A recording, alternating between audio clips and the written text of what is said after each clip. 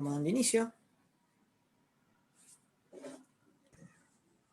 Bueno, este es uno de los tantos grupos que integramos con el objetivo de compartir lecturas filosóficas y políticas. Este grupo se le dio por el nombre de la tríada peronista para simbolizar a Juana, Eva y a Isabel, como las tres cabezas filosóficas de la doctrina. Y además porque el peronismo tiene algo con el número 3, como las tres banderas y los tres gobiernos.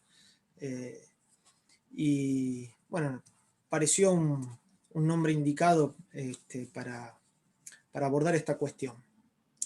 En primer lugar, dando inicio formalmente a la charla, vamos a agradecerle al compañero Ignacio Rodríguez, que fue el organizador de todo esto y el gestor de esta reunión.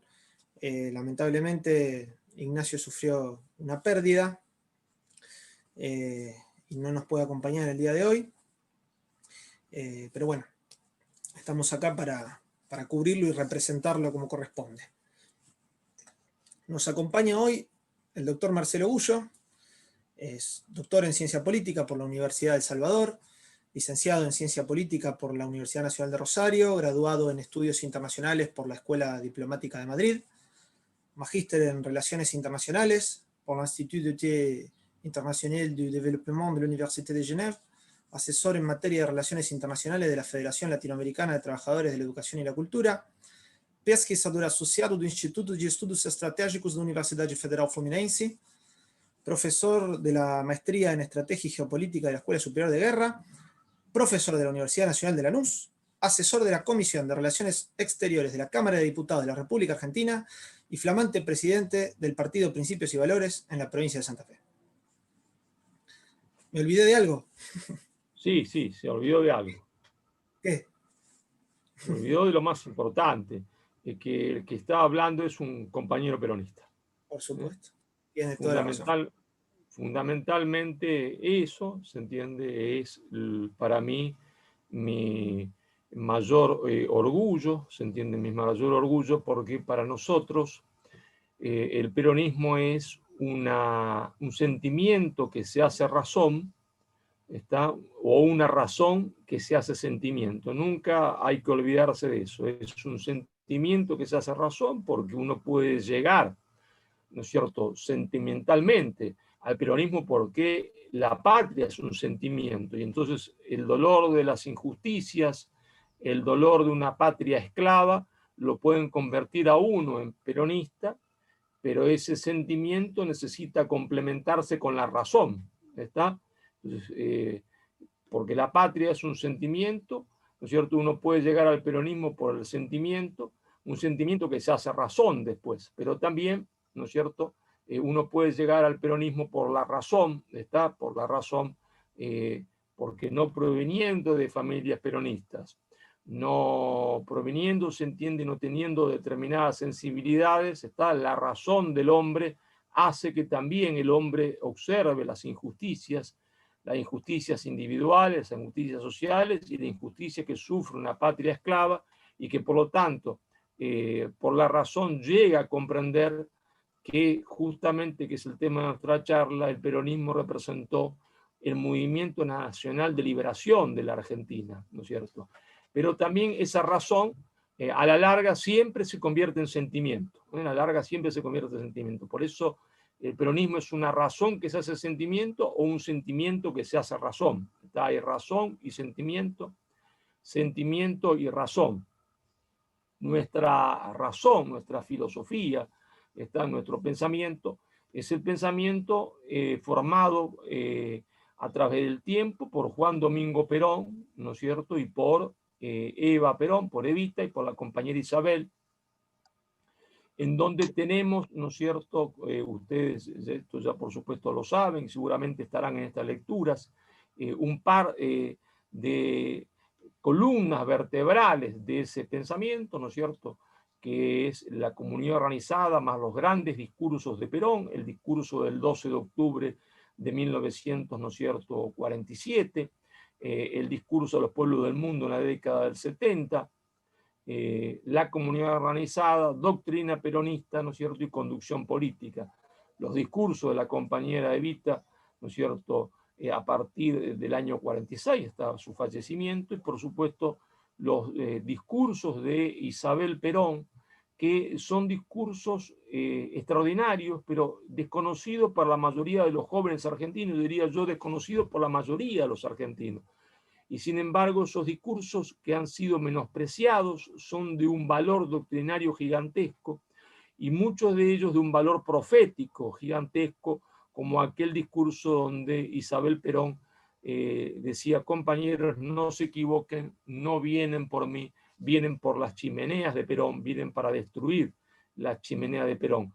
Bueno, en el transcurso del tiempo no solo destruyeron las chimeneas de Perón, sino que destruyeron a los hombres de Perón. Es decir, lo que está destruido en Argentina es justamente el hombre, ¿no es cierto? Y entonces tenemos que actualizar la situación del movimiento nacional, pero para eso requerimos de dos cosas: un poquito de historia, ¿no es cierto?, y un poquito del mundo, de la comprensión de qué pasa en el mundo, porque sin comprender lo que pasa en el mundo no se comprende lo que pasa en Argentina, pero lo que pasa en Argentina tampoco se comprende si en el pasado. ¿Por qué? Porque la historia es la política que fue, y la política es historia en construcción. Entonces, eso nos lleva, ¿no es cierto?, a entender tres conceptos fundamentales, a tratar de explicar tres conceptos fundamentales: el concepto de movimiento nacional, el concepto de posición nacional y el concepto, ¿no es cierto?, de partido político, se entiende como herramienta electoral del movimiento nacional. ¿Por qué aparece un movimiento nacional? Bueno, un movimiento nacional aparece en la historia de los pueblos, ¿está? Justamente porque tienen inconclusa, ¿no es cierto?, la formación real de su nación, y tienen inconclusa la libertad de su nación. Entonces los movimientos son siempre movimientos nacionales de liberación, es decir, movimientos de conformación de la nación y de liberación, se entiende, de esa nación. Un movimiento nacional de liberación es siempre el actor que produce una insubordinación fundante. ¿Por qué? Porque, claro, nosotros tenemos himno, tenemos bandera, tenemos, ¿no es cierto?, ejército, se eligen gobiernos, ¿está? Pero sin embargo decimos que somos una semicolonia. ¿Por qué? Porque somos subordinados culturalmente, estamos colonizados culturalmente, decía Arturo Jauretche, y eso nos convierte en una semicolonia. Entonces, un movimiento nacional desarrolla una insubordinación fundante porque el movimiento nacional se insubordina contra las ideologías de dominación creadas por los centros hegemónicos del poder, y a través de un adecuado impulso estatal, los elementos que la nación tiene en potencia, los convierte en acto, para realizar, se entiende, la grandeza de la nación y la felicidad del pueblo. Pero siempre el movimiento nacional parte de una insubordinación ideológica, es decir, del rechazo a las ideologías de subordinación predicada por la estructura hegemónica del poder mundial. Cuando en la historia aparece una posición política, aparece un movimiento político que no rechaza todas las ideologías de subordinación, no llega a constituirse un movimiento nacional. Llega apenas a constituirse, si rechaza alguna de estas ideologías de subordinación, en una posición nacional. Está más o menos fuerte, dependiendo, se entiende, qué grado de rechazo tenga a las ideologías de subordinación. Pero hay que tener esto en claro: solo hay movimiento nacional cuando se rechazan las ideologías de subordinación predicadas por la estructura hegemónica del poder mundial. Si Perón, ¿no es cierto?, hubiese en el año 1943, en junio del 43, cuando comienza su carrera política, solamente rechazado el comunismo o el marxismo, que era una de las ideologías de subordinación, Perón no hubiese constituido un movimiento nacional, ni se hubiese convertido en el conductor del movimiento nacional. Se convierte en el conductor del movimiento nacional porque rechaza, se entiende, al comunismo, que era una ideología de subordinación, pero también porque rechaza el liberalismo, se entiende, capitalista, que era, se entiende, la otra ideología de subordinación. Entonces, rechazando las dos, se constituye un movimiento nacional y se constituye en la conducción de ese movimiento. Esto es muy importante tenerlo en cuenta para poder diferenciar cuándo hay movimiento nacional y cuándo hay una posición nacional. Cuando hay una posición nacional. Ahora, ese movimiento nacional debe necesariamente, porque la situación legal así se entiende, en determinado momento de la historia, se da o se expresa, constituir, se entiende, o aceptar una de las normas del sistema creado por el liberalismo, que son los partidos políticos. Y entonces, ese movimiento nacional se da un partido político que se constituye en la herramienta electoral de ese movimiento nacional. Que es mucho más amplio que el partido político, es mucho más amplio que el partido político, que constituye simplemente su expresión electoral, Entonces, movimiento nacional, posición nacional, partido político como herramienta electoral, el peronismo es, ¿no es cierto?, un movimiento nacional, un movimiento de liberación nacional, porque rechaza las ideologías y porque asume, se entiende, la herencia pasada, en la cual encontraba una posición nacional que era el irigoyenismo y el anterior movimiento nacional que había sido encabezado, se entiende, por Juan Manuel de Rosas, que es el primero que rechaza en bloque las ideologías de subordinación predicadas por Inglaterra. Rechaza la hispanofobia, predicada a través de la leyenda negra, rechaza a Juan Manuel de Rosas, se entiende, el nacionalismo de Campanario, creador de Patrias Chicas, rechaza el libre comercio, que impedía la industrialización, y rechaza el iluminismo con el cual Inglaterra intentaba desterrar del corazón de las masas toda idea de trascendencia para evitar la construcción del poder nacional o degradarlo, porque sabía que en el origen del poder de los pueblos siempre se encuentra una fe fundante. Perón asume todo eso, rechaza, se entiende, todo lo que había rechazado don Juan Manuel de Rosas, pero se encuentra con una ideología nueva de subordinación que ya no era el liberalismo al cual se había enfrentado Juan Manuel de Rosas, sino también el marxismo internacionalista, el comunismo, y también lo rechaza. Ahora bien, ¿no es cierto?, ese extraordinario movimiento político que va a formar Perón, al cual Perón le va a dar una doctrina, es decir, a diferencia de Juan Manuel de Rosas, a diferencia de Irigoyen, que sustenta una posición nacional y no un movimiento nacional, Perón, a diferencia de estos dos conductores, va a avanzar un poco más, es decir, va a entender Perón que organizar, dice Perón, es adoctrinar. Organizar es adoctrinar. Y entonces va a emprender la construcción doctrinaria del peronismo. Es decir, no solo va a decir rechazo esta ideología, rechazo esta otra, sino va a explicar el por qué la rechaza y va a explicar cuáles son nuestros principios doctrinarios. Eso le ha dado al peronismo una fuerza gigantesca, al punto tal que ustedes son un grupo de jóvenes que, fíjense, ustedes mismos se plantean el estudio, se entiende, de la doctrina peronista. Si Perón no hubiese hecho ese trabajo de formular la doctrina, no tendrían nada que estudiar.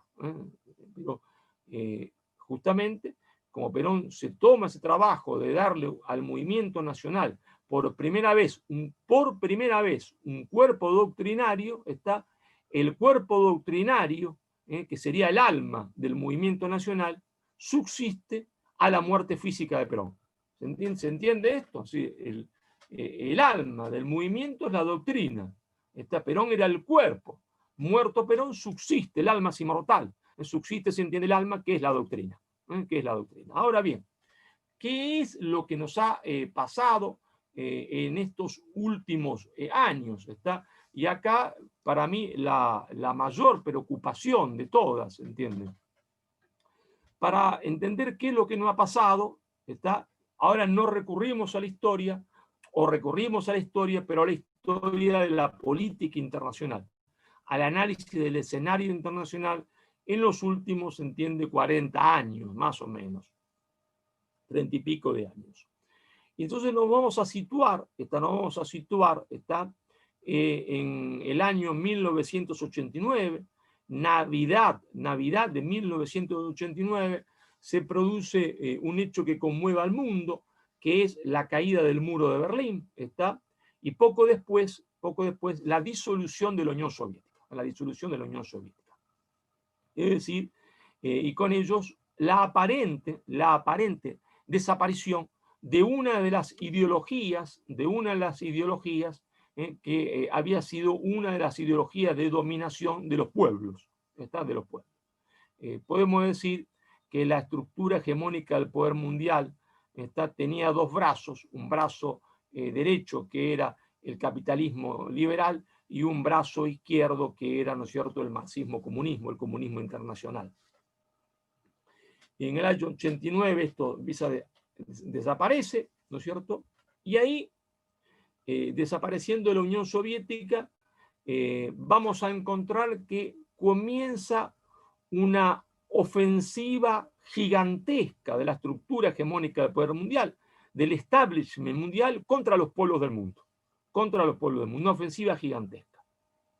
La ofensiva tiene algunos ribetes militares, pero fundamentalmente no es una ofensiva militar. Es una ofensiva cultural política o política cultural contra los pueblos del mundo. Va a ponerse en marcha un gigantesco imperialismo cultural por parte de esta estructura hegemónica del poder mundial que controla los medios masivos de comunicación, que controla la formación, se entiende, de la conciencia a través de las universidades, que tiene posesión de las grandes cadenas productoras de contenido, y vamos a asistir a una gigantesca ofensiva imperialista de un imperialismo fundamentalmente cultural, tendiente a convencer a los pueblos del mundo que hagan todo lo contrario de lo que estos pueblos han hecho a partir de la Segunda Guerra Mundial y de todo aquello que los beneficiaba. Ahora, en todas partes del mundo se va a dar esto, incluso en los países centrales, porque en los países centrales se va a tratar de arrebatarle a los pueblos todas las conquistas sociales que se habían realizado a partir del fin de la Segunda Guerra Mundial, porque se habían realizado un montón de conquistas sociales en Europa, producto de que la alta burguesía tenía miedo de la revolución comunista y había cedido o concedido innumerable cantidad de derechos sociales al pueblo trabajador, lo que se llamó en Europa el Estado benefactor. El Estado benefactor. Entonces, esta ofensiva no solo tiende a recolonizar, se entiende, a los países del tercer mundo, es una ofensiva recolonizadora, sino que es una ofensiva recolonizadora en los países centrales, tendiente a extirpar los derechos de los trabajadores en los países centrales. ¿Y qué es lo más curioso que se produce a partir de este momento? Es que para realizar esta ofensiva no podía ser llevada a cabo en sistemas democráticos por los partidos que se habían opuesto a las conquistas sociales o los partidos que se habían opuesto en el tercer mundo a los movimientos nacionales de liberación, porque era muy burdo, o sea, era quedar a cara descubierta. Para llevar a cabo esta ofensiva, la estructura hegemónica del poder mundial necesitaba, se entiende, contar con aquellos mismos partidos que habían promovido las reivindicaciones sociales, si no lo habían llevado a cabo, por lo menos promovido, y por aquellos movimientos políticos en el tercer mundo que habían protagonizado la lucha de liberación. Es decir, conquistarlos desde adentro, infiltrarlos desde adentro. Y si uno observa qué es lo que pasó en Italia, va a ver que el partido político que había reivindicado los derechos de los trabajadores, que había hecho presión por ejercicio de los derechos de los trabajadores, el Partido Comunista Italiano, partido comunista muy particular, este Partido Comunista se transforma, cambia de nombre, se transforma en Partido Democrático de Sinistra, y es justamente el Partido Comunista Italiano, el ex Partido Comunista Italiano, transformado en Partido Democrático de Sinistra, ¿verdad?, el que va a entregar todas las conquistas sociales de los trabajadores, el que va a hacer todas las privatizaciones, el que va a desarmar, se entiende, los derechos que protegían a los trabajadores, es decir, una cuña del mismo palo. Lo mismo puede observarse, se entiende, en España con el PSOE, con el Partido Socialista Obrero Español, ¿está? Es decir, una cuña del mismo palo. Aquellos partidos que tenían ganado el corazón de las masas trabajadoras van a ser justamente esos mismos partidos que van a aplicar la desregulación del mercado de trabajo en los países centrales. ¿Y qué pasa en los países del tercer mundo? Bueno, en los países del tercer mundo, la estructura hegemónica del poder mundial fija sus ojos sobre los movimientos nacionales de liberación para infiltrarlos de forma directa o indirecta, para que sean estos movimientos justamente los mismos que desarmen no solo las conquistas sociales, porque acá se trata en el tercer mundo no solo de conquistas sociales, sino de conquistas nacionales, es decir, de la recuperación de la soberanía política. Porque en el tercer mundo, o en los países periféricos, o en los países subordinados, no hay justicia social sin soberanía política. Entonces, acá se trata de desarmar la justicia social, pero de desarmar también la soberanía política, y no hay soberanía política sin independencia económica. Entonces, se trata de privarle a los pueblos de los instrumentos económicos que le dan independencia económica y por lo tanto soberanía política. Acá, ¿no es cierto?, van a fijar su mirada en el Partido Justicialista, que era la expresión electoral del movimiento nacional. Y entonces en la década del 90 vamos a tener, ¿no es cierto?, vamos a tener que el Partido Justicialista, que era la expresión política, la expresión electoral del movimiento nacional, se transforma de la expresión política de un movimiento nacional de liberación, en realidad se transforma en un instrumento de dominación. Es decir, se transforma en un partido de administración de la dependencia. De administración de la dependencia. Es decir, va a ser el partido político que había sido creado como instrumento electoral del movimiento nacional, es decir, para realizar la liberación nacional, se va a transformar en un partido de administración de la dependencia, porque va a adoptar como ideología de subordinación, pero que la hace propia y la lleva, se entiende, al gobierno, el neoliberalismo, es decir, el viejo liberalismo ayornado, ¿está? Quizás hasta peor que el viejo liberalismo, ¿está? Y esto empieza a vaciar de contenido, al movimiento nacional mismo. ¿Por qué? Porque los cuadros del movimiento nacional que integran el partido son cooptados, y esos mismos cuadros se convierten, se entiende, en instrumentos de la dominación cultural. Ahora, claro, esta ofensiva de la estructura hegemónica del poder mundial sobre los pueblos del mundo tuvo dos etapas. Esta primera etapa que estamos describiendo, de la caída del muro de Berlín hasta el gobierno de Obama. A partir del gobierno de Obama pasan a una segunda ofensiva. Esta segunda ofensiva difiere totalmente de la primera, y en apariencia es antagónica con la primera. ¿Por qué? Porque esta estructura hegemónica del poder mundial deja de poner dinero para fomentar el neoliberalismo, en cuyo núcleo siempre está el libre comercio, la desregulación del mercado de trabajo, para empezar a poner dinero en aquellas ONGs, en aquellas universidades, en aquellos profesores, en aquellos políticos que fomentan, se entiende, el progresismo, que fomentan el progresismo. ¿Y qué es el progresismo? Bueno, el progresismo, si uno tuviese que resumirlo, se entiende, muy rápidamente diría, se entiende, que el progresismo es una combinación de marxismo cultural más aceptación de la explotación capitalista. Es decir, porque no se va a cuestionar más el sistema capitalista. No se lo cuestiona más. ¿Está? Es decir, entonces el progresismo es marxismo cultural, pero aceptación, se entiende, de la situación de explotación capitalista.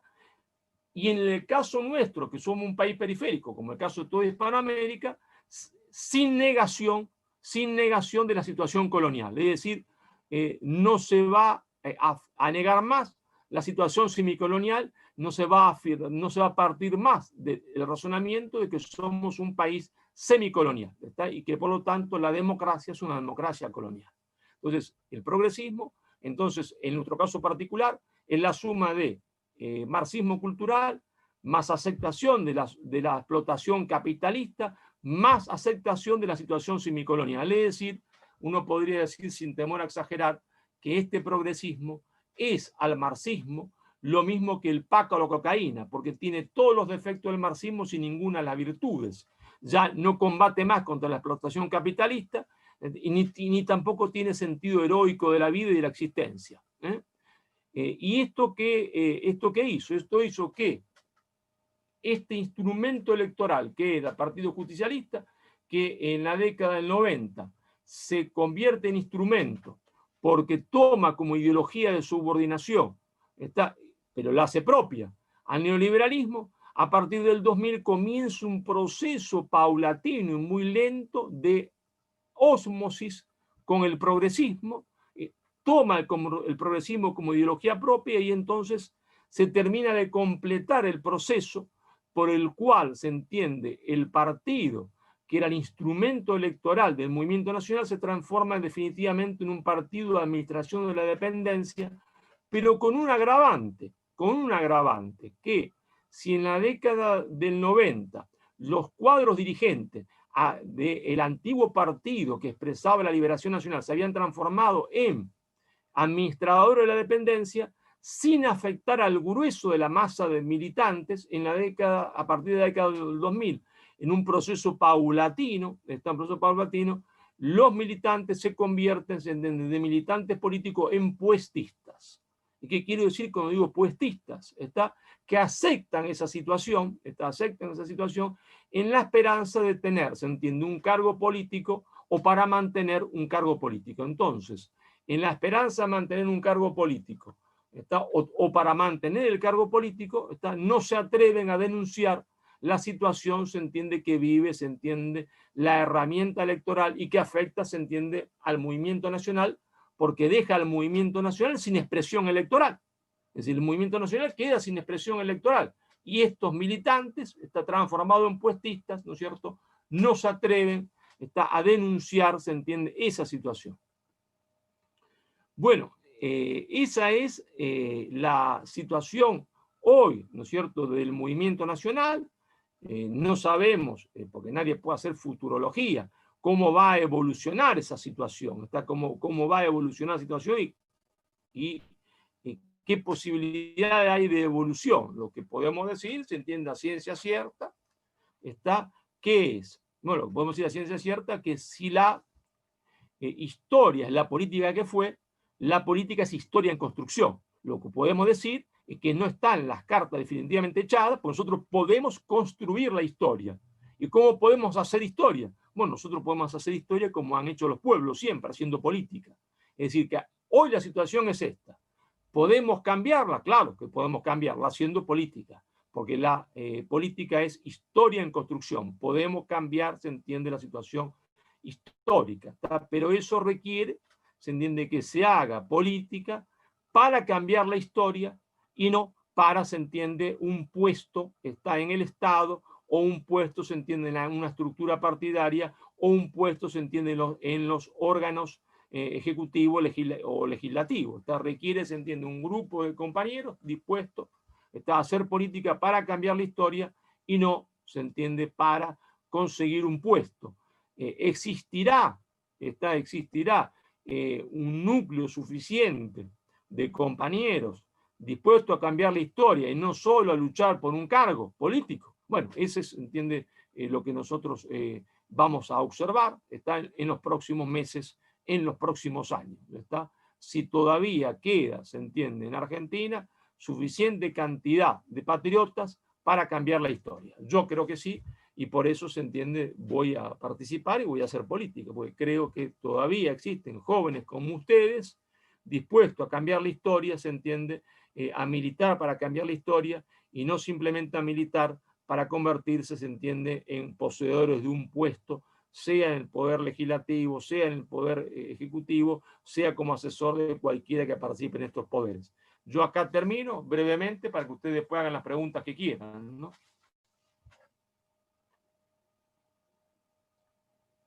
Bueno, Marcelo, muchas gracias. Clarísima tu exposición, muy interesante. Sé que algunos de los compañeros tienen preguntas para hacerte al respecto de lo que estuviste comentando y también de otras cuestiones. Bueno, cómo no. Jessy. Bien, sí. Nosotros que estamos reunidos acá como peronistas, compañeros peronistas, sabemos que gobernar es crear trabajo, ¿verdad? Así nos enseñó el general Juan Domingo Perón. Sin embargo, este gobierno que se dice ser peronista, con un cierto discurso, con algunas cuestiones, palabras peronistas, va completamente a contramano de las enseñanzas de Perón, ¿sí? En ese sentido, con la justificación de la pandemia se han perdido miles de puestos de trabajo, han cerrado muchas pymes y se ha aumentado mucho la cantidad de planes sociales, ¿no?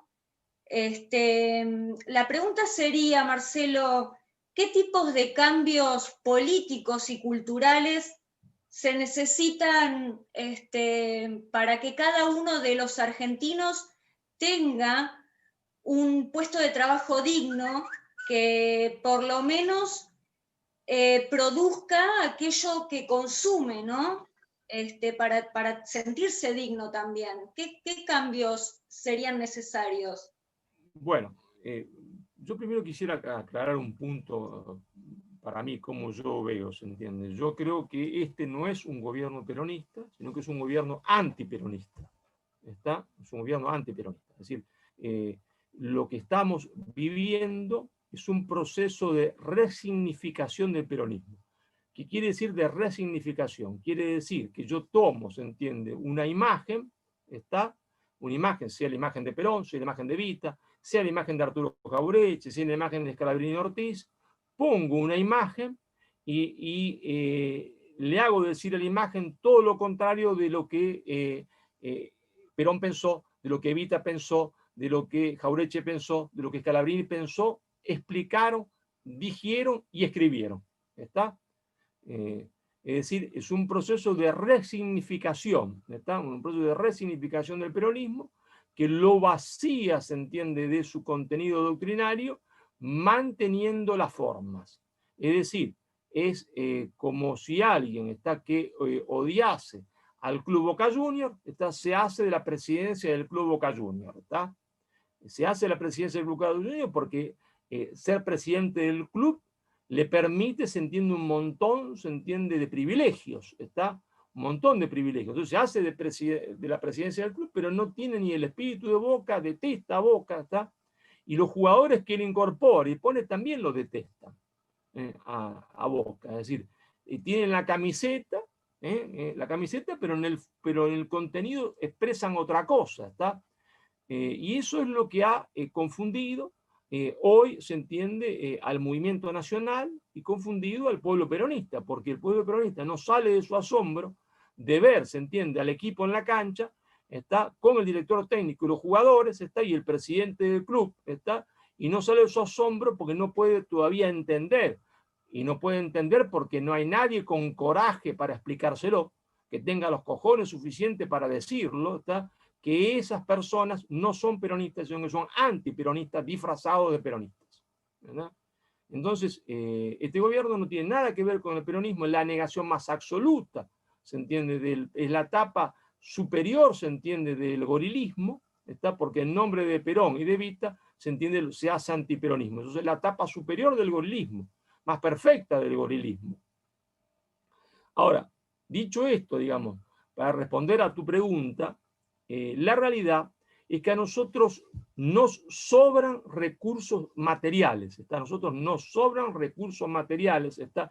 Es mentira que la situación en la cual nos encontramos se deba, se entiende, a un problema de recursos. ¿Está? Nosotros tenemos la proporción habitantes-recursos más alta del planeta, está más alta del planeta. Si a nosotros no nos faltan recursos, ¿está? A nosotros lo que nos falta, se entiende, es patriotismo, valores morales suficientes e insubordinación ideológica, ¿verdad? Es decir, la combinación de ambas cosas, porque hay que saber, hay que querer y hay que poder.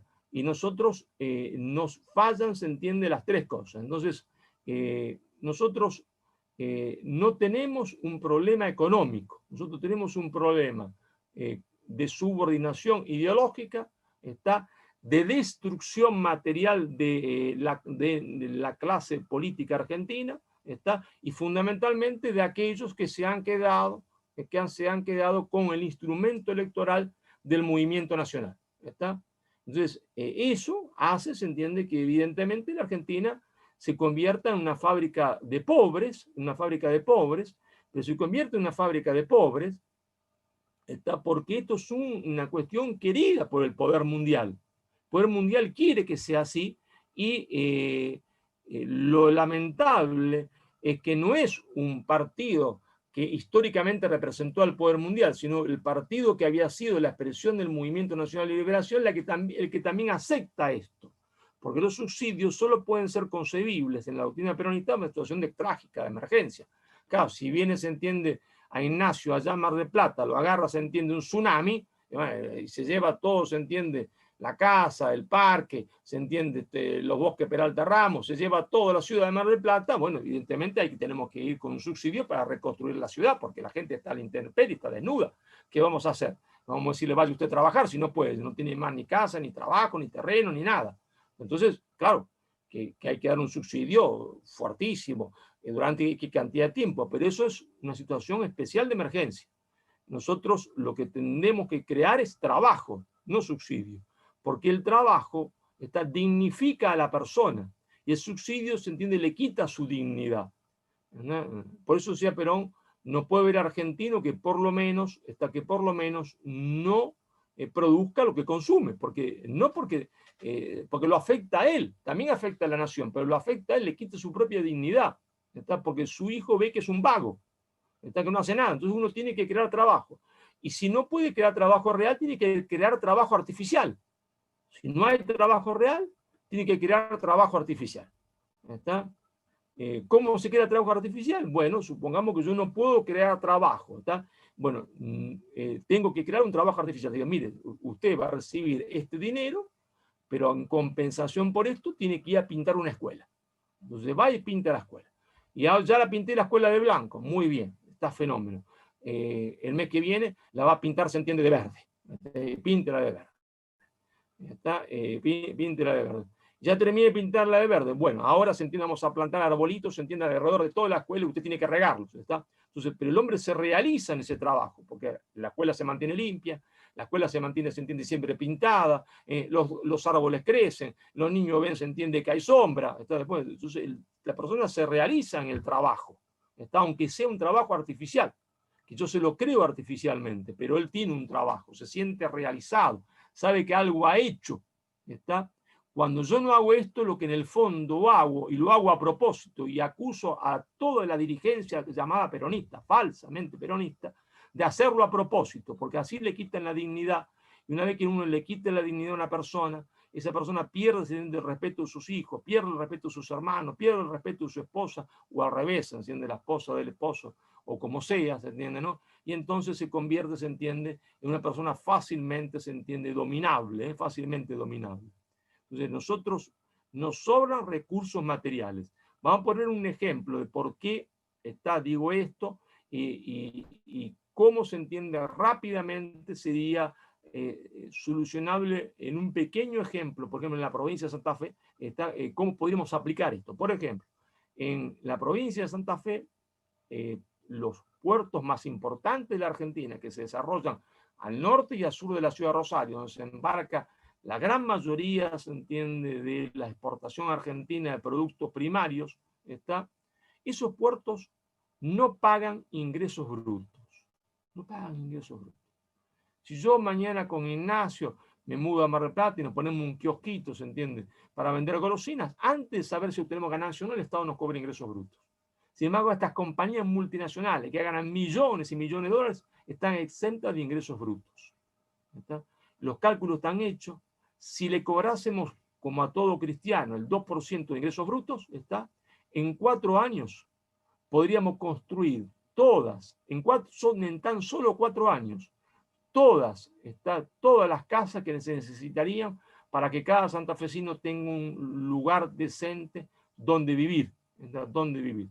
Se podrían construir todas las casas, lo cual movería toda la construcción y crearía, se entiende, una dinámica gigantesca en la provincia. Pero fíjense ustedes que si en 4 años podemos hacer eso solo con los puertos de Santa Fe, terminados esos 4 años, podríamos, entienden, a la segunda o tercera provincia de la Argentina, pues en 4 años más se solucionaría el problema de Córdoba, en mucho menos el problema de Corrientes y Entre Ríos, es decir, se pondría en marcha toda la Argentina. Bueno, esto es solamente a un modo de ejemplo, ¿está?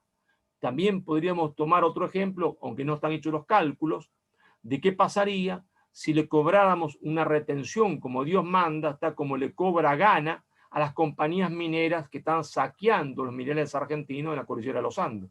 Ghana le cobra el 20% de retención. Nosotros en nuestro pedido mejor le cobramos el 2%. Después bajamos a 0. ¿Qué pasaría y cuánto dinero obtendríamos cobrándole el 20%? Sería incalculable para poner en marcha de nuevo todo el engranaje económico. Por eso a nosotros no nos faltan recursos, lo que nos falta es patriotismo, valores morales suficientes e insubordinación ideológica cultural.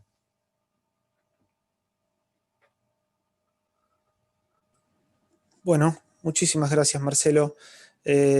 Ignacio te quiere hacer una pregunta al respecto de esto. Sí. Ignacio. Sí, ¿qué tal, Marcelo? Un poco en este fenómeno de cooptación del partido, se dio un fenómeno que lo sentimos bastante los que somos del interior de la provincia de Buenos Aires, es que esta cooptación del partido, que pudo haber surgido de cualquier lado del país, surgió del puerto de Buenos Aires, ¿no?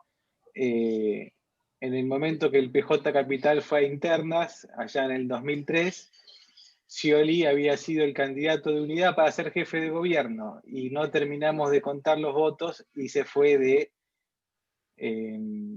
candidato a vicepresidente. Luego pasa el porteño a ser gobernador de la provincia de Buenos Aires 2 mandatos seguidos. Sí. Y cuando termina su elección va de candidato a presidente, que fue gobernador, pero en realidad era de la provincia, era de la ciudad de Buenos Aires, y es reemplazado por la vicejefa de gobierno de la ciudad de Buenos Aires en la provincia de Buenos Aires. Y el candidato es el jefe de gobierno en la ciudad de Buenos Aires, y ahora vamos a quien llevó los destinos del Partido Justicialista como candidato a presidente de la ciudad de Buenos Aires, porque en su momento Alberto es el que cerró el Partido Justicialista en la ciudad de Buenos Aires, lo llevamos de presidente y enrocamos y traemos a un ministro de Economía de la ciudad de Buenos Aires, de la Universidad de Buenos Aires, como gobernador de la provincia de Buenos Aires.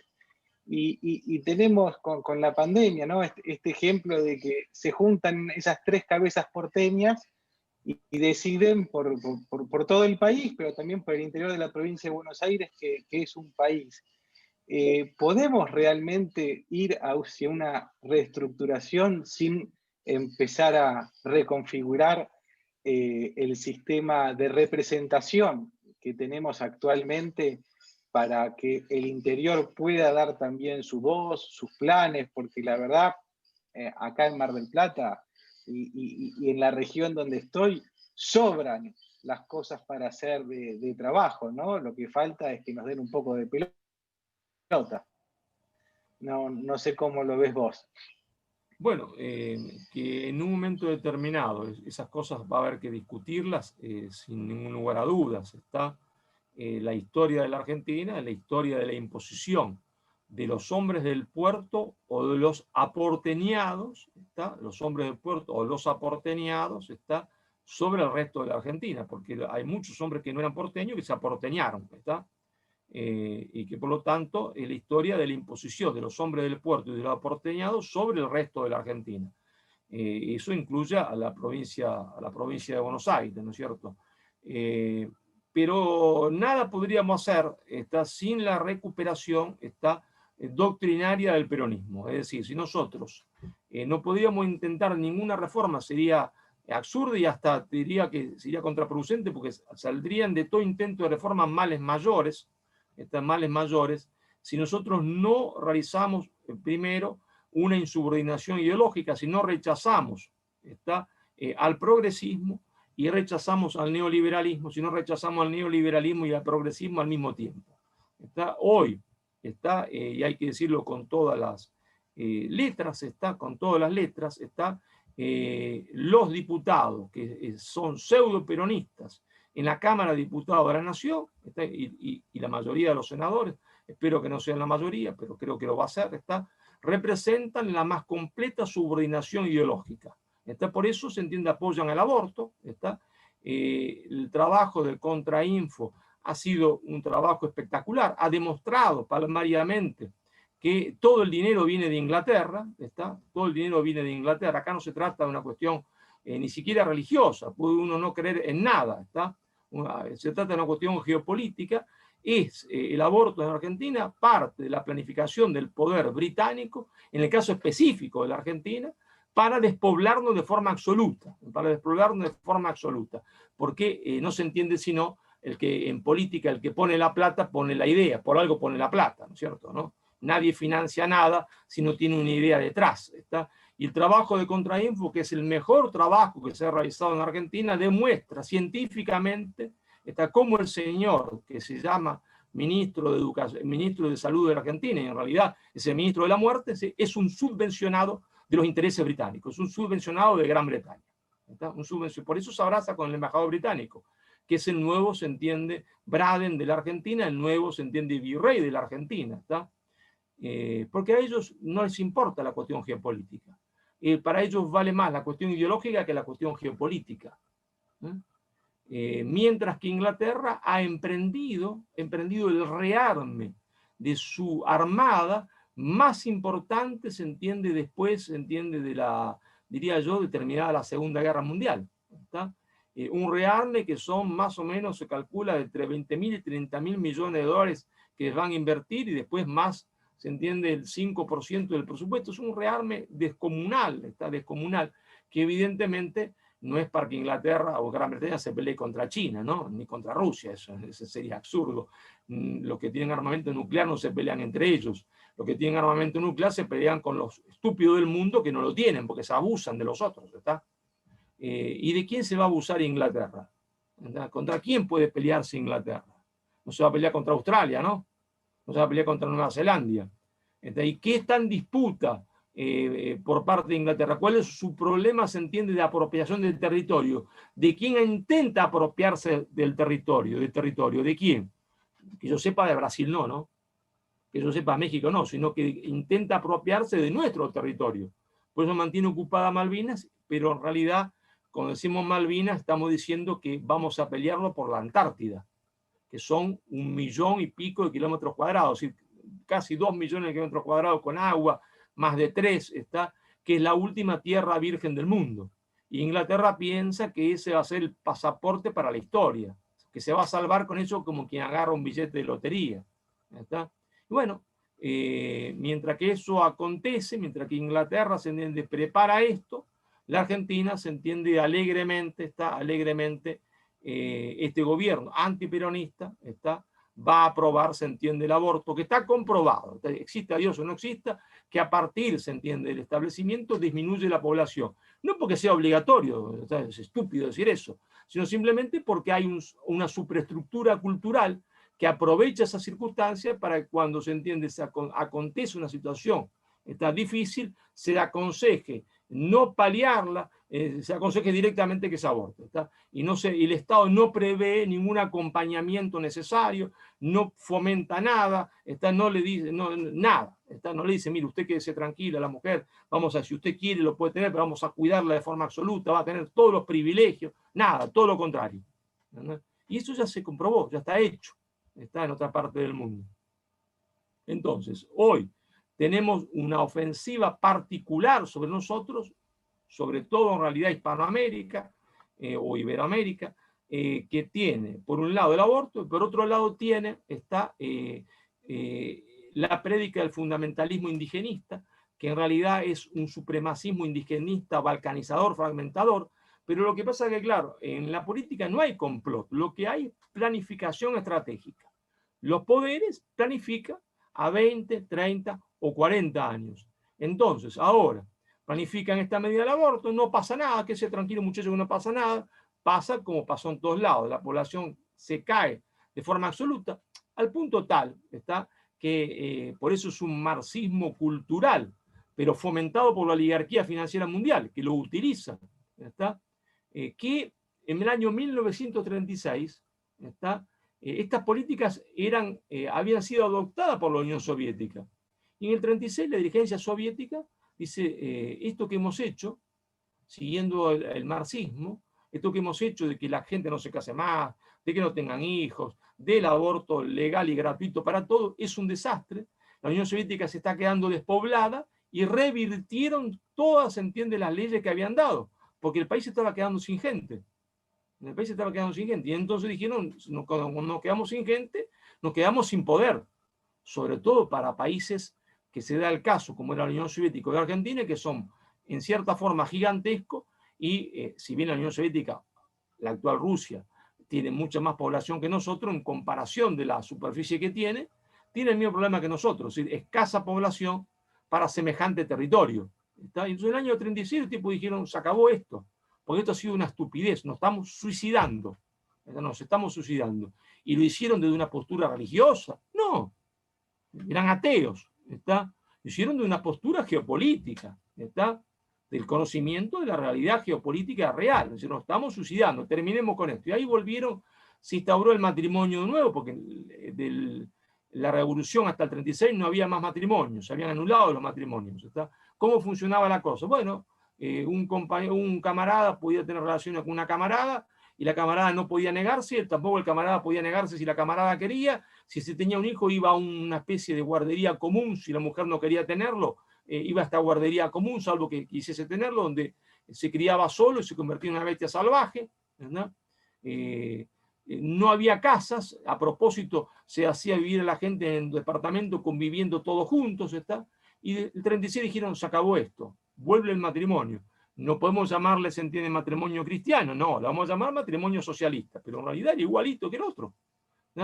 Igualito que el otro, se hacían la misma promesa, se casaban de blanco, y ahora cada familia una casa. Y ahora cada persona que se case vamos a darle una casa, vamos a decirle que cuanto más hijos tenga, más plata va a tener, porque si no, no puede mantenerlo. ¿Está? Si no, es injusto para la familia. ¿Está? Es decir, todos los beneficios, se entiende, para la mujer que quiera ser mamá, ¿está? Que tenga, se entiende, más días, que tenga más tiempo, ¿está? Que tenga más privilegio, porque tiene que cuidar a los hijos. Bueno, todo eso cambia a partir del 36. ¿Es que se habían convertido al cristianismo? De ninguna manera. Lo que habían convertido en gente sensata, porque el país se estaba destruyendo.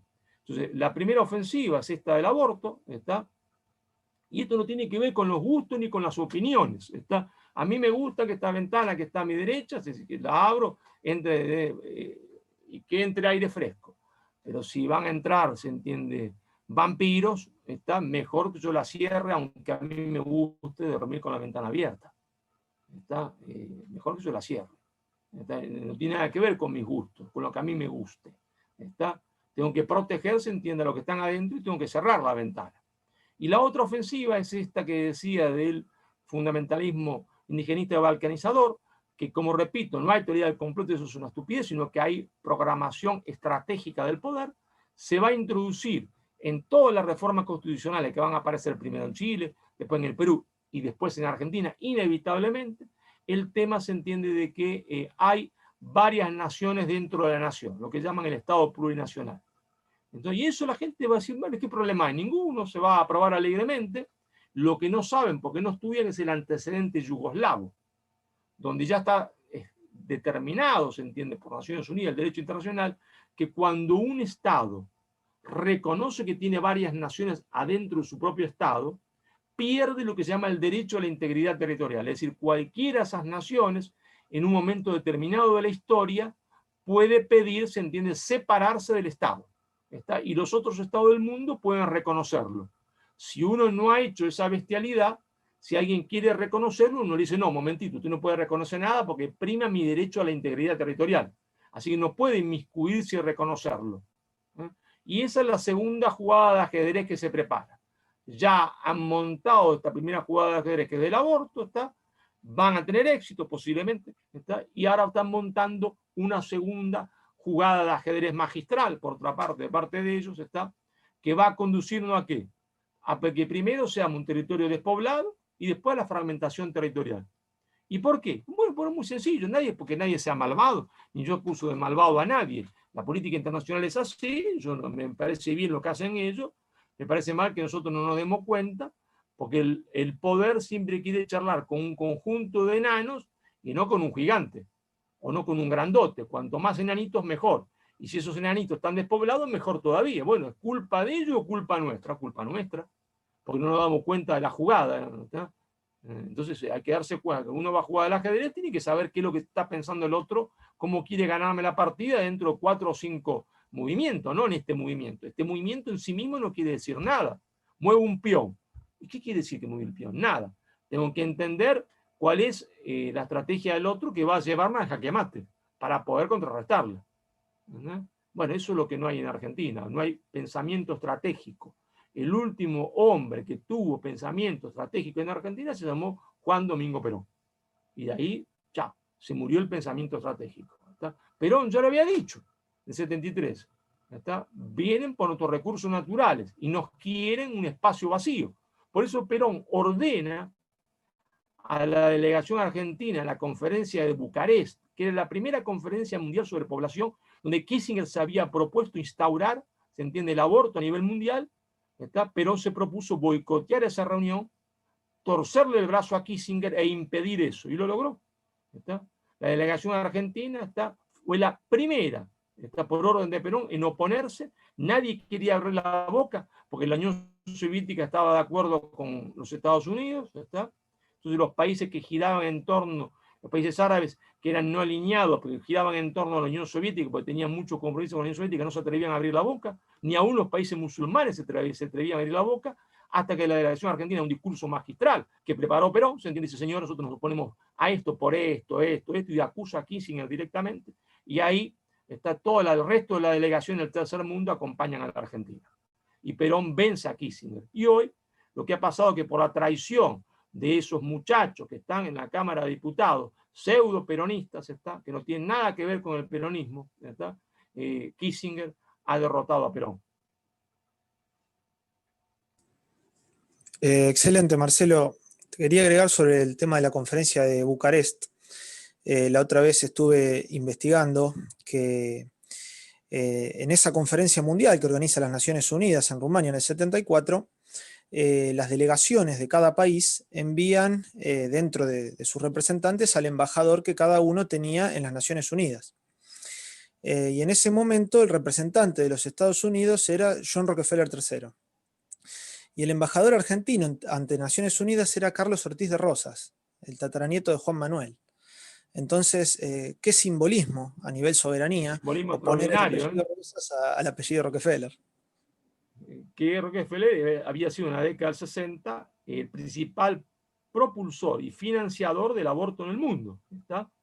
En la década del 60, cuando los hombres de izquierda eran hombres de izquierda y no cipayos al servicio del poder financiero internacional, donde toda la izquierda en la década del 60 se oponía al aborto y se oponía a las medidas del control de la natalidad. No hay un solo militante de izquierda importante en la década del 70, ni un solo pensador de izquierda que no haya denunciado esto como parte del imperialismo.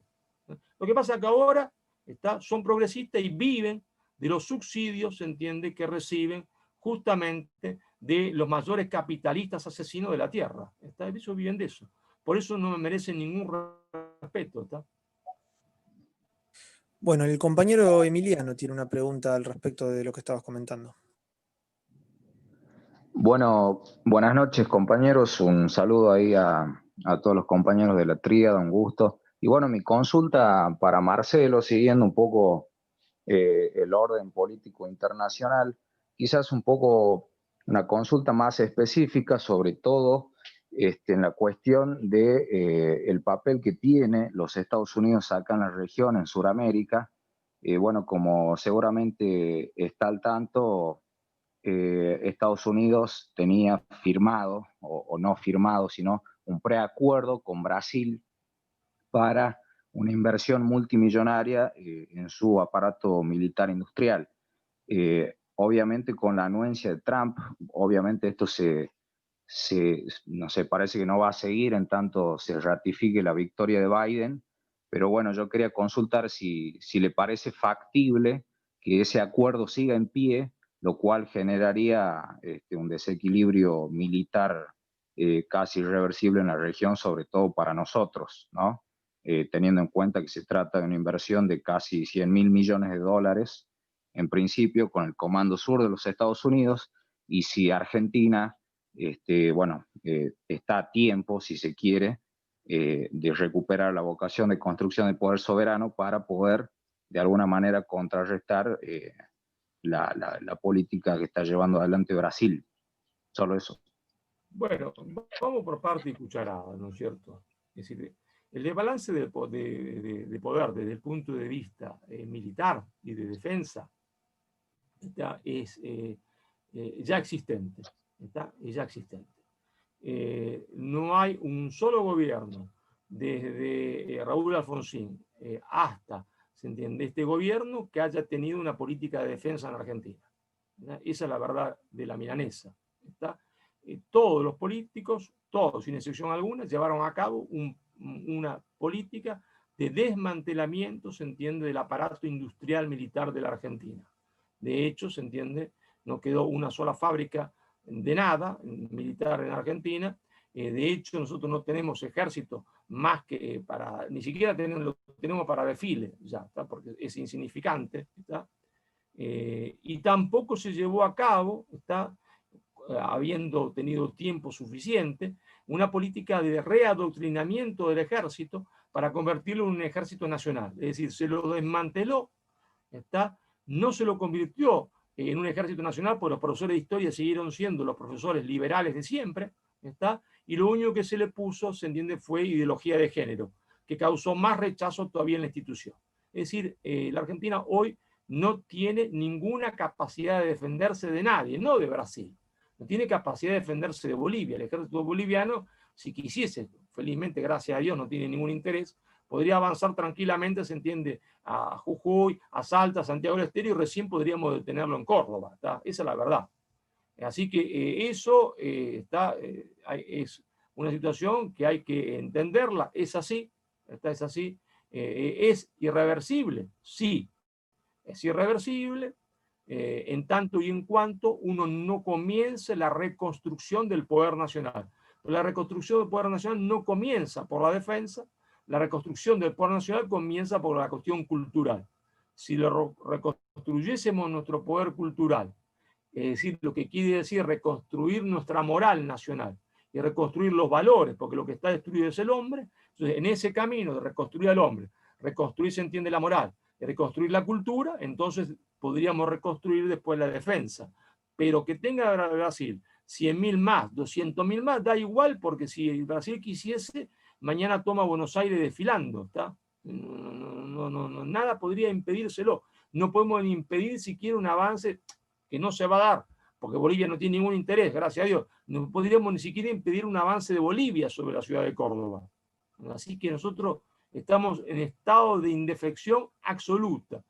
Lo grave de la indefección absoluta es que tenemos un enemigo, se entiende, en Malvinas, está, que tiene la base militar más grande del Atlántico Sur, está. Entonces no nos preocupemos de Brasil, preocupémonos de Inglaterra, está, que está ahí, está con un aeropuerto que puede poner 5.000 hombres cuando quiera desde Inglaterra en ese aeropuerto, está, no para una cuestión defensiva, porque nosotros no podemos atacar a nadie, por lo tanto entonces eso no es defensivo, sino que está ahí por una cuestión ofensiva, es decir, que en algún momento determinado se entiende, a pasar a la ofensiva. Esa es nuestra preocupación. Miremos hacia el Atlántico Sur, está, que es nuestro punto de mayor debilidad. Excelente, Marcelo. Daniel.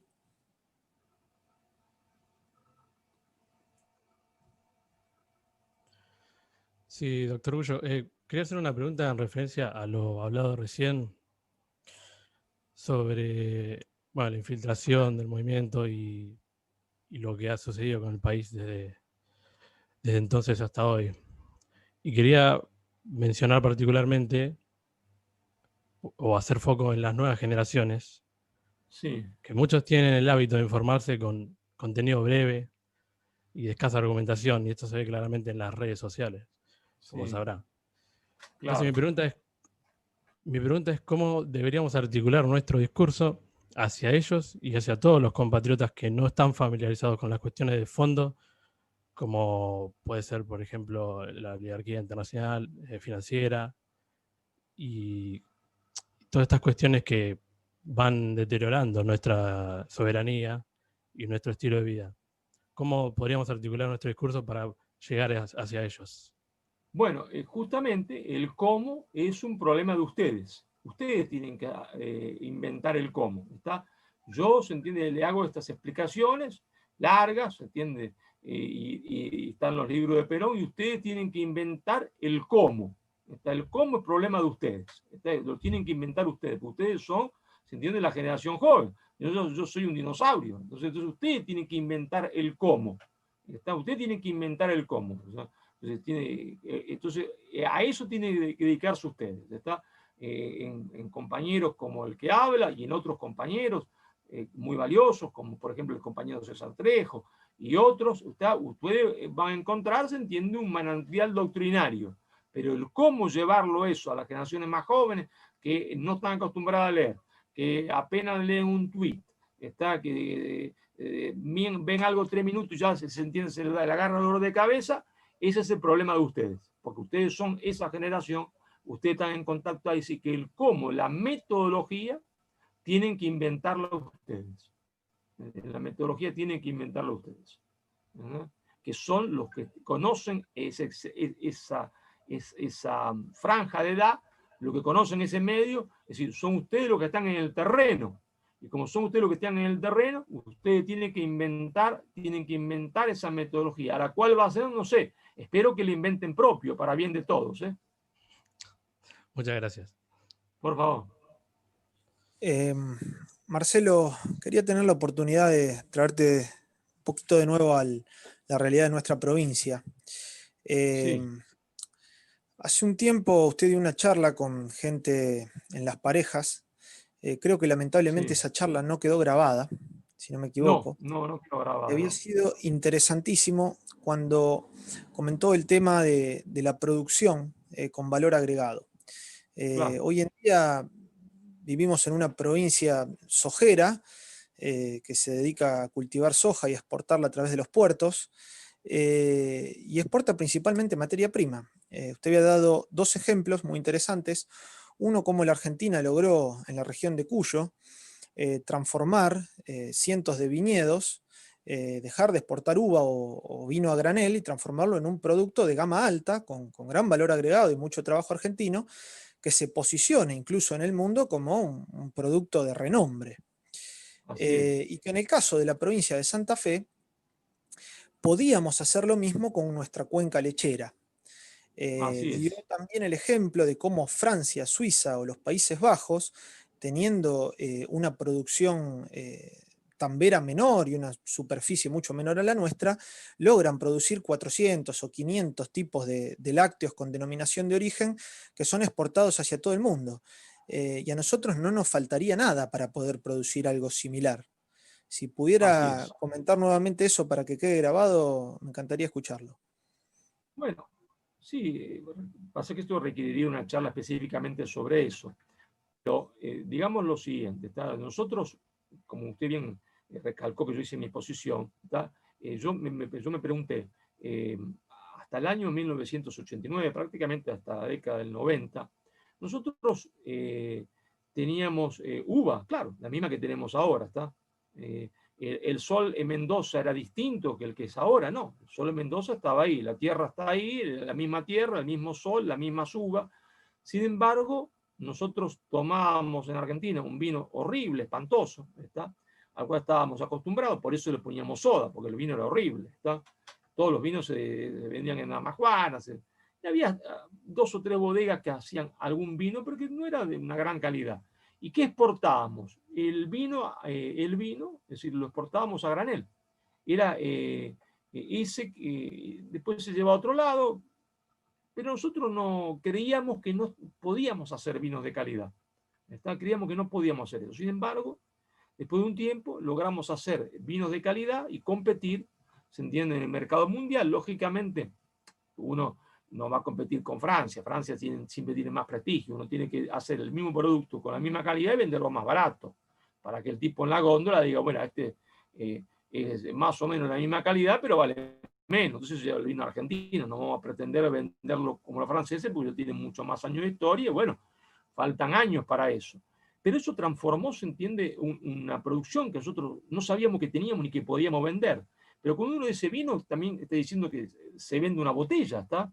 Que se hace en Argentina. Y una persona se entiende que está limpiando la botella, que está haciendo la botella, que está haciendo el corcho. Es decir, todo se entiende una cadena de valor agregado gigantesca, ¿no? Y yo me pregunto, Francia tiene 300 tipos de queso distintos, Holanda no sé cuánto tiene, Italia tiene 200, 300 tipos de queso distintos, España, que no tiene una vaca, tienen también 300 tipos de queso distintos, ¿está? Aunque algunos lo hacen de leche de oveja, que nosotros también tenemos oveja a patada, ¿está? ¿Y por qué todos ellos exportan quesos al mundo y nosotros no? ¿Está? Y nuestros quesos son horribles. Si tenemos la mejor materia prima del mundo para hacer esos quesos, ¿está? Y venderlos siguiendo el ejemplo que tuvimos, se entiende, con los vinos, ¿está? Y entonces que cualquier persona en el mundo encontrase en una góndola con vino argentino, quesos argentinos, pero también nosotros tenemos el mejor trigo del mundo. ¿Y por qué entonces el mejor fideo del mundo es italiano? Si ellos lo hacen a partir del trigo nuestro, ¿está? O gran parte a partir del trigo nuestro, ¿está? Y vale, se entiende, en una góndola, se entiende 8, 9, 10 veces más que un paquete de fideo argentino. ¿Y por qué nosotros no podemos hacerlo? Bueno, entonces ahí está toda una decisión política a tomar de fomentar la producción, ¿está? De fomentar la producción, pero para fomentar la producción, que sí, señores, vamos a poner a los argentinos a trabajar, ¿está? Y no hay esa voluntad de fomentar la producción, de crear una nueva producción, ¿verdad? Lo que hay es vocación de administración de la situación semicolonial. ¿Por qué? Y repito esto, ¿está? Para que quede ustedes grabado en claro, ¿está? Porque hay un designio de la estructura hegemónica del poder mundial que la Argentina no sea un país industrializado. Y nuestros dirigentes, falsos peronistas, en Santa Fe, en Buenos Aires, en Salta, en todos lados, aceptan eso. Aceptan ese designio de la estructura hegemónica del poder mundial sobre la Argentina. Por eso no les interesa. Por eso no tienen vocación de transformación. No quieren transformar nada. Administran la colonia. Son administradores de la dependencia, ¿está? En eso se han transformado estos tipos, ¿está? Que se atreven algunos a llamarse peronistas. Por lo menos, se entiende que está en la presidencia de la Nación, ha tenido la decencia, por lo menos ha tenido esa decencia de decir que él peronista no es, que él seguía más por Bob Dylan, se entiende, que por Juan Domingo Perón. Bueno, ya es un grado de decencia. Decir que se entiende que es un hippie, se entiende, en filosofía, decir que es lo mismo que decir que es la nada, ya es un grado de decencia. Decir que es socialdemócrata, por lo menos ya es un grado de decencia, lo convierte en menos engañador que los otros, ¿está? En menos engañador que los otros. Pero ahí andan algunos reivindicando a Trotsko, el día de homenaje a José Ignacio Rucci. Bueno, eso no tiene ni siquiera la decencia del presidente de la Nación, que por lo menos dice, no, yo peronista no soy, ¿verdad? No tengo nada que ver con eso. Yo estoy más cercano a Alfonsín que Perón. Bueno, muy bien, me parece estupendo, ¿está? Me parece estupendo, por lo menos reconoce que no es, ¿está? Entonces, no hay vocación de transformación de la Argentina porque nuestros dirigentes se han convertido en garantes de la dependencia. Saben que así hacen la plancha y no van a tener ningún problema, ¿está? Y van a vivir bien ellos, sus hijos y sus nietos, porque acá se da una paradoja gigantesca, señores. Acá se da la paradoja gigantesca de que el partido político que era el Partido para la Liberación Nacional, y la organización sindical, que es la Organización Sindical para la Defensa de los Trabajadores, se han transformado en monarquía. Resulta que ahora se entiende, están los hijos, los nietos, las esposas, ¿está? ¿Eso qué es? Es una monarquía, ¿está? Porque han terminado con las democracias internas. Entonces nos hemos convertido en una monarquía parasitaria, administradora de la situación colonial. Por eso nadie quiere transformar nada, y por eso nadie se plantea decir, señores, ¿qué recursos hay en Santa Fe? Como podríamos plantearnos qué recursos se entiende hay en la otra provincia, porque, no, como repito, nos sobran los recursos, ¿está? Nos sobran los recursos. ¿No? ¿Por qué la Argentina no puede plantearse, por ejemplo? ¿Está?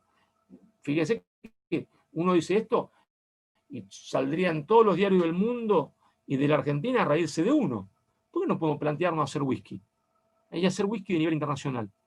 Obviamente no será tan bueno como el escocés, pero será más barato. Si materia prima tenemos para eso y no tenemos conocimiento, claro, no tenemos, bueno, importamos el conocimiento.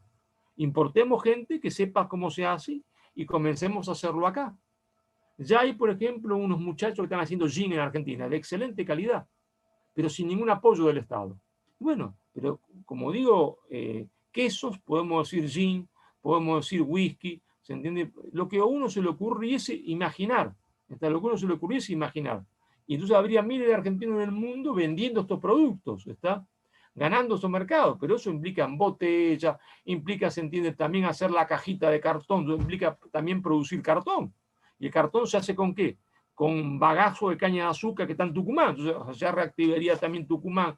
Todo se reactiva cuando uno comienza a producir. Si uno tiene, se entiende, la producción está como norte, ¿está? Pero para tener la producción como el norte hay que desafiar al poder internacional que quiere que no tengamos la producción como norte. ¿Qué quieren ellos? Que haya en Argentina especulación, producción de materia prima y planes sociales, que es lo que preguntaba Jesse al principio. Entonces, esa es la combinación de la Argentina hoy. ¿Qué hay en Argentina hoy? Especulación financiera, y hacen fortuna en el dinero. Producción de productos primarios y planes sociales. Y con eso se estructura la economía de la Argentina. ¿Está? Punto.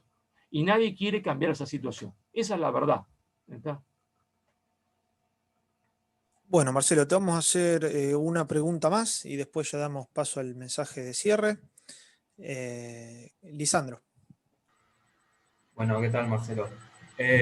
Con respecto al tema de que usted refería, de que la Argentina tiene una infinidad de recursos que tranquilamente podría cambiar la matriz económica del país, y así volverla grande y a la vez también hacerla independiente de su soberanía y de su poder. Con justicia social. Con justicia social. Sí, con justicia social. ¿Usted qué piensa con respecto a la noticia reciente sobre la cotización de agua en Wall Street, sabiendo que nosotros, nuestro país, es de las mayores reservas de agua? Bueno, se junta con todas las preguntas que hemos hecho, que hemos desarrollado antes, es decir, nos sobran recursos, a tal punto que nosotros podríamos venderle agua al mundo, ¿está? Nosotros podríamos venderle agua al mundo, un mundo necesitado de agua, hasta que nos sobra agua, ¿está? Para vender. Y el agua se va a vender, la prueba que se va a vender es que ya está cotizando, ¿está? Ahora, ¿seremos nosotros capaces de vender esa agua o nos la van a quitar? Bueno, esa es la gran pregunta, ¿no? Pero para que no la quiten, que necesitamos un pueblo unido, está culturalmente sólido, en base a sus principios y sus valores, unido en una doctrina, unidos se entienden en creencias y valores, se entiende con una doctrina nacional y con una reconstrucción del movimiento nacional y la reconstrucción de su herramienta política, que es el partido, ¿está? Y entonces, para poner a la Argentina en marcha, y entonces teniendo recursos, también tener defensa, porque sin recursos no hay defensa, ¿no? Nosotros no vamos a sacar la plata para la defensa si no tenemos recursos. Entonces, es lo que se había anticipado Perón. Señores, avívense, vienen por nuestros recursos naturales. Y claro que van a venir por sus recursos naturales, obviamente. Y a nosotros nos los van a sacar sin necesidad de usar la fuerza, que es lo más grave, ¿está? Que va a ser todavía lo más grave, que vamos a ser los estúpidos de la historia de la humanidad. con lo cual nos quitan otros recursos y ni siquiera tirar un tiro, ¿no? Ni siquiera la dignidad de la pelea vamos a tener. Por eso hay que reconstruir, ¿se entiende?, moralmente la Argentina, reconstruir sus valores, reconstruir al hombre en sus principios, para, a partir de un hombre reconstruido, está reconstruir la política. No se puede reconstruir la política si no reconstruimos los valores, ¿está? Es imposible, porque entonces que uno junta para hacer política pequeños delincuentes o aprendices de delincuentes, ¿está? Opuestistas, y entonces no vamos a ninguna parte. Hay que reconstruir al hombre, reconstruirlo a partir de sus principios y valores, para que entonces tengamos militantes y no puestistas, que es lo que hemos tenido siempre, hasta la desgracia, se entiende, que acontece después del nefasto golpe de Estado de 1976, que es un nuevo Pavón que viene a confirmar el nuevo Caseros, que había sido la revolución fusiladora de 1955. ¿Verdad?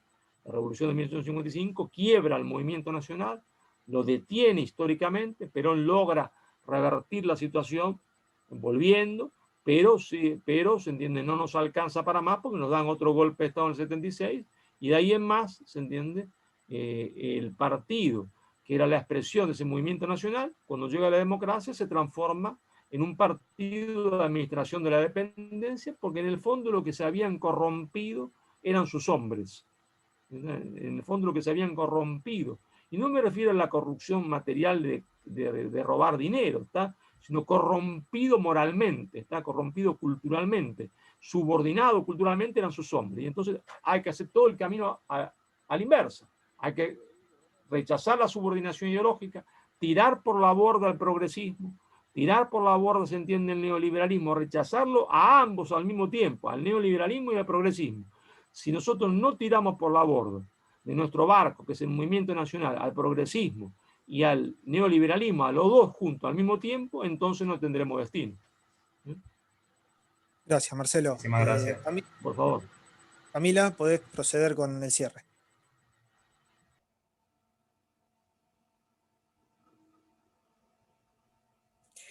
Marcelo, quería consultarte, más o menos ya lo venías explicando. Tu participación en la política, los motivos ya lo sabíamos, pero ¿por qué junto a Guillermo Moreno decidiste? Bueno, porque hay que juntarse patriotas, ¿no es cierto? Y juntarse patriotas más allá de las diferencias que uno pueda tener. Tenemos que juntar patriotas de buena voluntad, que sabemos que más allá de nuestra diferencia, estamos, se entiende, en la misma trinchera para reconstruir, se entiende, el movimiento nacional a partir de sus principios y de sus valores. Y entonces, por eso, se entiende, hemos decidido crear conjuntamente o intentar crearlo, porque de ahí a que uno tenga éxito es otro problema. De intentar crear un instrumento político del movimiento nacional. De todas maneras, no hay que preocuparse si uno tiene éxito o no. Claro que queremos el éxito. Y claro que estamos seguros del éxito si hacemos las cosas bien, pero Dios no nos juzga por el éxito que tengamos, sino por las heridas que tengamos en las batallas que enfrentemos. ¿Ya está? Bueno, entonces yo me doy por satisfecho por emprender esta pelea, que creo que será exitosa, pero si no lo fuese, si no llegase a ser exitosa, bueno, no me afecta en nada, porque no me van a juzgar, se entiende, por el éxito, sino por el coraje que he tenido en enfrentar las sucesivas batallas. ¿Está?